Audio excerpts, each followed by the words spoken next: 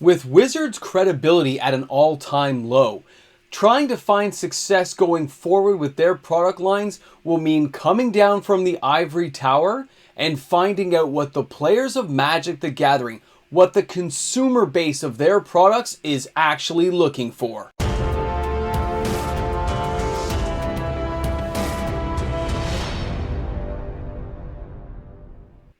It's time for Wizards of the Coast to start making some right moves.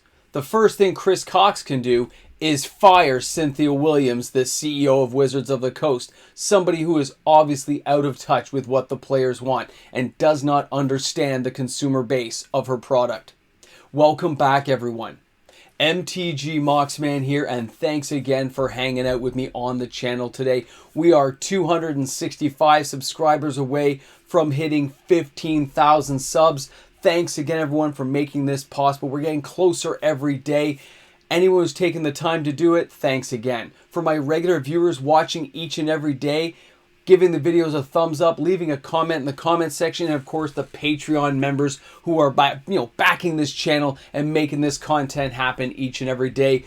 This is just one of those moments in history and Magic where you just want to know what's going to go on around that corner, and we're almost there. Anyone in customer service will tell you, you have to understand your consumer base for your product. You are trying to sell them an experience. When you go to the movie theater, they say it's an experience. Get your movie, get your popcorn, see it on the big screen, right?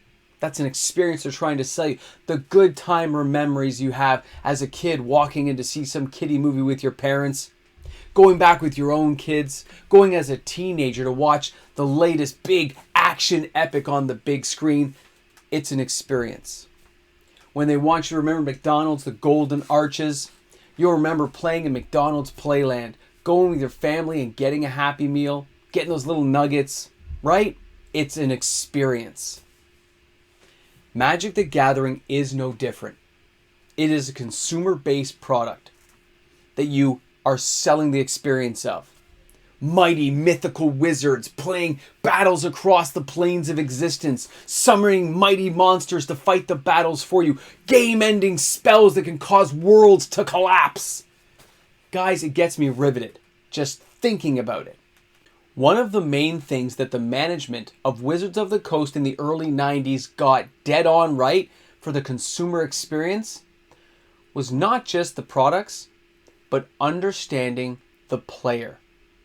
Tugging on those emotional heartstrings to get the players invested in the game, to make them care about what happened to these characters we were learning about, to the stories and the backdrops we were learning from the beginning.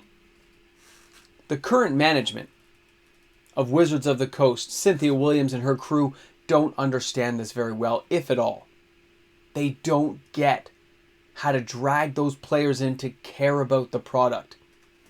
Bringing back the Brothers' War is an attempt to tug at the heartstrings of old school players like myself, and it does a pretty good job. I'm loving playing that particular branch of Magic right now.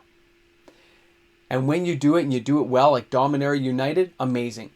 When they want to really get in there, they brought back Richard Garfield in 2018 and got us going on Dominaria. An amazing set with people with fond memories. War of the Spark, very well done.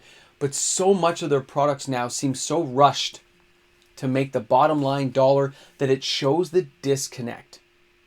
There's a reason why players are buying less of things. We don't feel attached to it. It's not just the value of a product, it's what we remember about that product. That's why some products sell better than others years down the line, because some of players have these emotional heartstrings attached, and it's becoming fewer and fewer. The more disconnected the player base becomes, the less they care about your product. And that's why Wizards has more and more casual players. Arena is another disconnect. By putting something like this online as a casual way to play, yes, you're going to bring in a few new players who want to try the game out for free, an amazing experience, they had a good time. But Wizards only did this to drag in a few extra dollars from monetization, and it shows a poor experience. It's really starting to show in a lot of my friends. They've all dropped out of Arena. I myself don't even really play it other than to deck test stuff out now without having to pay to buy all the cards. This kind of disconnect is where Cythina Williams is failing as the CEO. Failing. When they take away things like the storybooks from inside the bundle packs, when they take away inserts and mini stories, they are taking away the lore and the history that drag us into the game.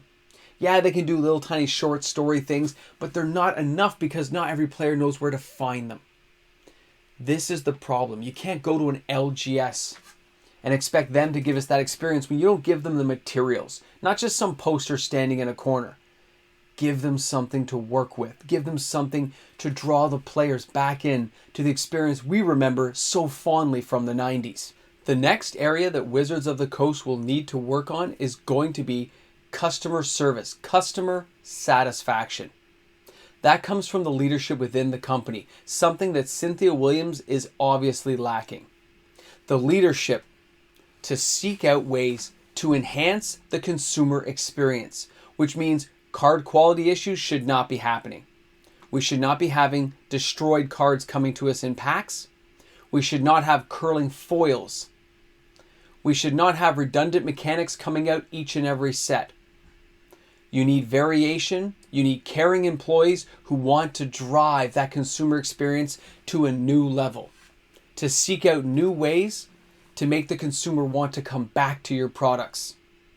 This is something that is sorely lacking from the company right now. When you look back at the old experiences we got as players with so many faceted events we could go to, and now you look at it and there isn't even a proper Pro Tour anymore with proper prize support that should be paid for by Hasbro and Wizards of the Coast, and there should be national standings in each regional part of the world. They need to build this back up.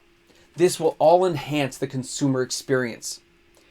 And when you do that, when you build it up, players are going to want to come back and play your game and be part of that experience again, to join the story of what's going on in the universe that they're creating.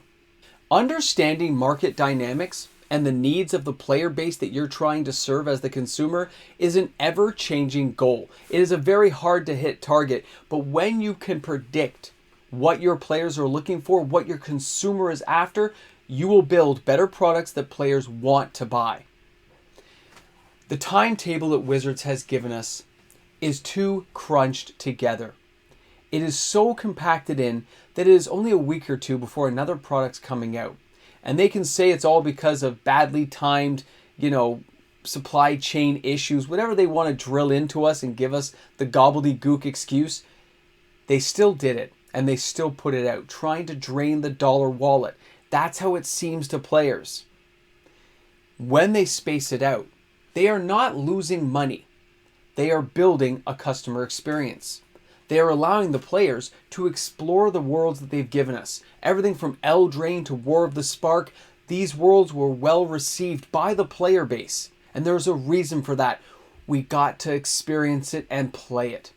We got to live the stories of what was happening with Garruk, what's happening with Liliana.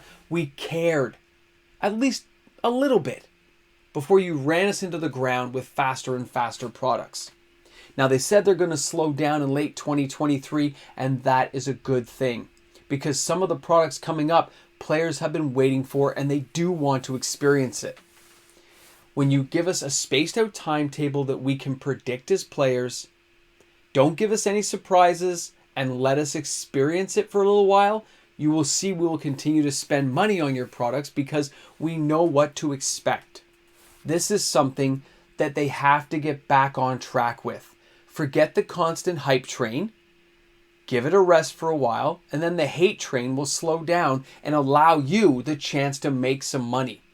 Because when you build the consumer experience, the money will come later on, one way or the other, because players will want to come back and play your game. I still believe Wizards of the Coast can have success, and I think a good shakeup might be just slowing down. Going down to 4 standard sets a year plus 1 or 2 other maybe different sets like a Modern Horizons style set is just the break the players are looking for. And if those sets are well built, the money is going to follow into those sets. Stop trying to spread us out and divide and conquer and centralize back to the core sets. They talk about it in that fireside chat going back to their big IPs. they have 150 something IPs and they're settling on 8. The same should be said for Magic the Gathering. Stop trying to give us 20 different products. Settle on 6. Give us those 6 and you will see money flowing back into the coffers, and you're not going to see a big downgrade. You will see players start to enjoy your game again, and you can start building your customer base because you've lost a lot of players, and this is a way you can start getting back into players' good graces. I'd love to know what they're going to do next, but that's going to take time. So instead, I'll settle for what you guys are going to do.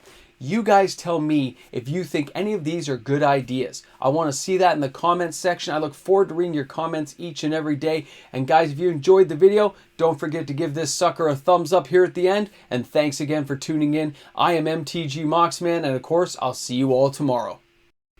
Hey guys, a big shout out goes out to all the fantastic patrons on the channel supporting me each and every day. You guys make my world go round. Thanks again for being supporters. Patrons, you're awesome. So many Magic cards, so little time. So many player experiences have gone by, and I look at the ones I love. The ones, I'm not talking about good ones, I'm talking ones I love, and the last one was Dominaria 2018. Thanks for being here at the end, guys. Thanks for being those special people who make it right to that very end. Because guys, we all have favorite sets. Things we remember fondly, and that's why we collect certain boxes, right? That's why we love them. And that's where Wizards is messing up. If you don't have any attachment, then you don't really care. If you don't care, you have no problem leaving a game and moving on. You got to build that customer experience so it's ingrained in the fiber of their being. They need to get into that. They've fallen off a little bit, but they can come back. I'm looking forward to seeing what they do this year. Phyrexia, all will be one. All right, guys, I'll talk to you later. Thanks for being here. Put a boomstick in the comment section.